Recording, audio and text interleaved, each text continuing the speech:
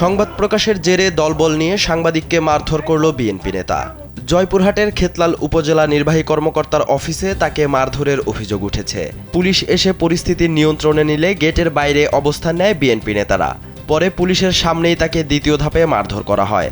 এ সময় তার mobile phone ও money bag ছিনিয়ে নেয় হামলাকারীরা। মারধরের শিকার কালবেলার ওই সাংবাদিকের নাম আমানুল্লাহ আমান। গত কয়েকদিন আগে সরকারি পুকুরের মাটি বিক্রি করলেন বিএনপি নেতা, এই শিরোনামে সংবাদ প্রকাশ করে কালবেলা। এর জেরে খেতলাল উপজেলা বিএনপির সাধারণ সম্পাদক আবু বক্কর সিদ্দিক এবং সাবেক কাউন্সিলর সেলিম হোসেন উপজেলা নির্বাহী কর্মকর্তার সামনেই তাকে মারধর করে।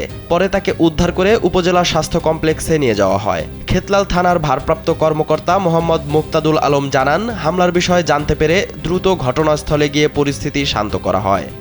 ফোন দিয়েছে, ভাই দ্রুত আসেন, দ্রুত আসেন। বারবার কি হয়েছে, সাংবাদিক ঝামেলা হচ্ছে, তখন দ্রুত আমি গেছি। আরে আপনার উপরে একটু করছি কেন বুঝেন না আপনি? নিচে আর লোকজন ছিল না, আর লোকজন ছিল একটু করছি। নিচে ভাই লাঠি, নিচে ওই পাশে পুকুরের পাড়ে উঠছে নাই, পুকুরের পাড়ে ছেলেপেলে লাঠিটাই নিয়েছিল জানেন।